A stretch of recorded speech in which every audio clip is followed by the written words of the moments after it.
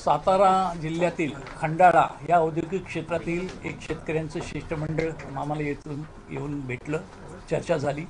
त्यांचे जे मुद्दे होते त्यांच्यावर आम्ही सविस्तरपणे चर्चा केली आणि काही निर्णय घेतले।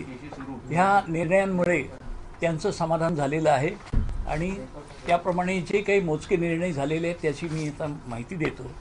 एक म्हणजे खंडाळा टप्पा क्रमांक 1 मधील शिल्लक राहिलेल्या प्रकल्पग्रस्त शेतकऱ्यांना 15% परताव्याची जमीन खंडाळा टप्पा 2 मध्ये देण्यात येईल।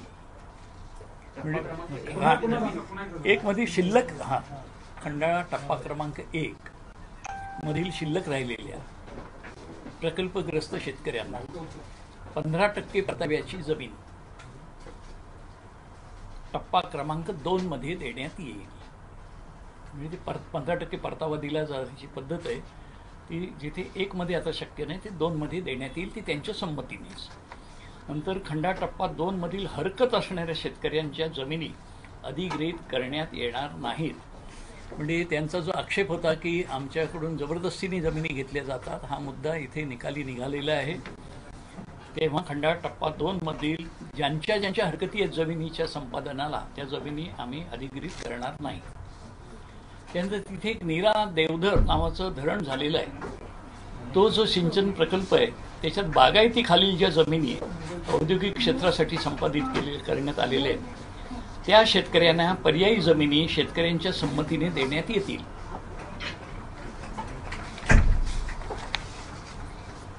खंडाळा टप्पा 3 मधील 1 आणि 2 चं बोललो, आता 3 खंडाळा टप्पा 3 मधील ज्या जमिनी लाभ क्षेत्राखालील आहेत, कमांड एरिया, त्या जमिनी वगळण्यात येतील व या टप्प्यामधील ज्या जमिनी महामंडळाच्या ताब्यात आहेत त्या जमिनीला संलग्नता असलेलं क्षेत्र शेतकऱ्यांच्या संमतीने घेण्यात येईल।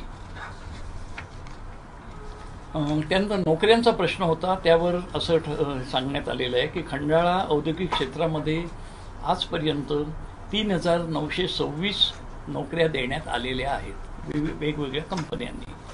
त्यापैकी 2489 रोजगार स्थानिक लोकांना देण्यात आलेले आहेत। शासनाच्या धोरणाप्रमाणे स्थानिकांना रोजगार देण्यासाठी आणखी जी कोणी शिल्लक असतील आणि इच्छुक आहेत नोकऱ्यांसाठी त्यांना नोकऱ्या मिळवून देण्याबाबतीत विभागातर्फे प्रयत्न करण्यात येतील। यामध्ये भूसंपादनाची जी एकंदर प्रक्रिया आहे ती जिल्हा प्रशासनाकडून राबवण्यात येते।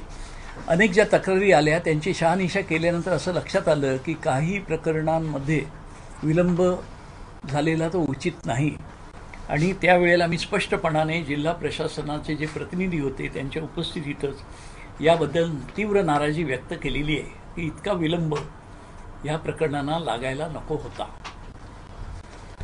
अशा रीतीनं त्यांचे प्रश्नांना समाधानकारक उत्तर मिळाल्यामुळे त्यांनी जाताना माझे व्यक्तिशः आभार मानले आणि शासनाचं अभिनंदन केलं।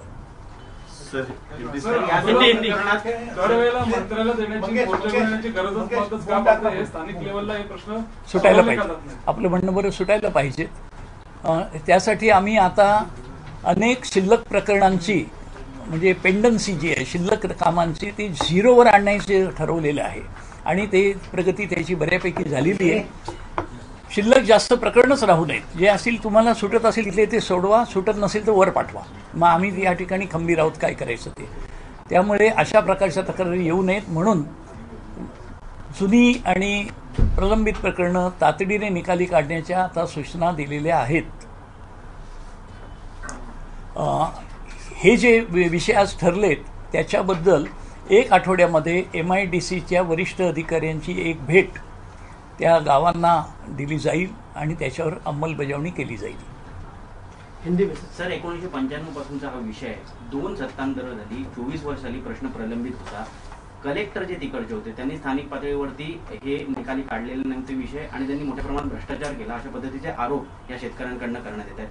ते जे दोषी आहेत अधिकारी त्यांच्यावरती काही कारवाईची तरतूद करणार की नाही? आता हा महसूल विभागाचा विषय आहे, इकडे काय भूसंपादनाची परिस्थिती जरा वेगळी आहे। MIDCसाठी भूसंपादन केलं जातं, परंतु ही प्रक्रिया राबवण्याची पूर्ण जी जबाबदारी आहे ती महसूल विभागाची आहे। त्या महसूल विभागानेच त्यांच्या विभागातल्या अधिकाऱ्यांनी ज्या बाबतीत विलंब केला असेल विनाकारण किंवा गैरप्रकार केले असतील त्याची चौकशी करावी आणि ते जे कोणी दोषी आढळतील त्यांच्यावर कारवाई करावी. आपण जशी मागणी मी करणार तशी मागणी महसूल मंत्र्यांकडे करतोय. हिंदी में सर. आज सातारा जिला के खंडाला गांव में जो MIDC है उसके बारे में वो जो किसान हैं उनके प्रतिनिधि आए थे, बातचीत हो गई और उनके जो मुद्दे थे उनके ऊपर एक निर्णय लिए गए हैं. वो निर्णय इस तरह के हैं कि जिनको हम जो 15% ज़मीन वापस देते हैं उनके लिए खुद के उपयोग के लिए, उसमें जो बाकी थे उनको अभी जहाँ ज़मीन जहाँ पे जो दी जाती है उनको पसंद नहीं है या वहाँ कोई तकलीफ़ है तो दूसरे एरिया में वो ज़मीन देने का निर्णय हुआ है.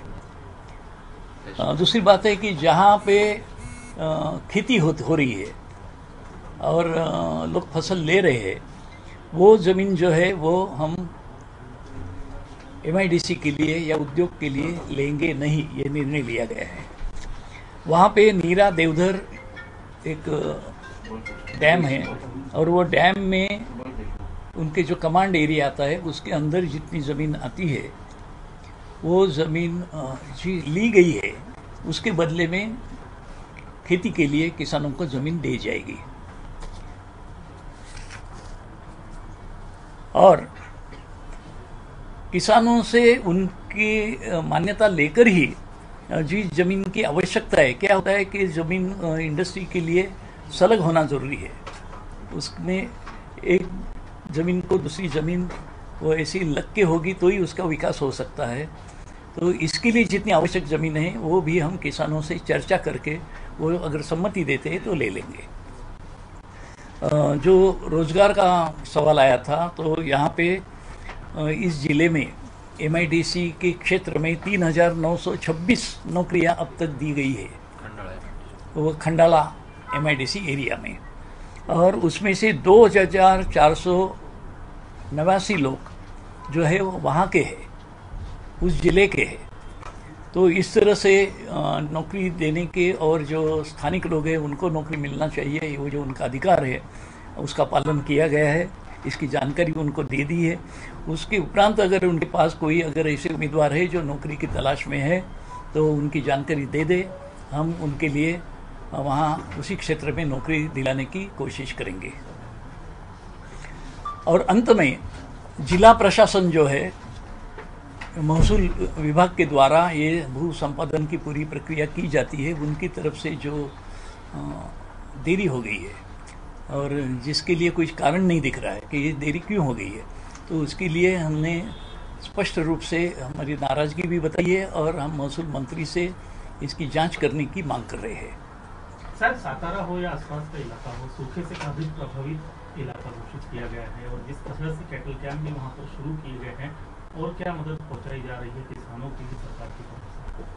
अच्छा, ये अब अकाल के विषय में प्रश्न है. हाँ, उसकी पूरी योजना तैयार हो गई है. चारा और पानी देने की व्यवस्था जगह जगह पे जहाँ जहाँ ये चीज़ें नहीं हैं वहाँ देने की व्यवस्था का कार्यक्रम दिया गया है. कल हमारे मंत्रिमंडल की बैठक है, इसी विषय पे गंभीरता से चर्चा होगी. सर, किसानों से जब हमने बात की उन्होंने कहा कि वो कई समय से मुद्दा उठा रहे थे, किसी ने उनके मुद्दे को गंभीरता से नहीं लिया, जिसके बाद उनको 12 तारीख से चलना पड़ा. तो क्या आप किसानों को अपनी हर मांग के लिए इसी तरीके से पदयात्रा जरूरत नहीं है? जो धोरण है, पॉलिसी है, नियम है, उनका अमल तो होना चाहिए. वो तो उसी जिले में हो सकते हैं, वहाँ के अधिकारी कर सकते हैं. और ये जो उनको यहाँ तक आना पड़ता है ये बात सरासर गलत है.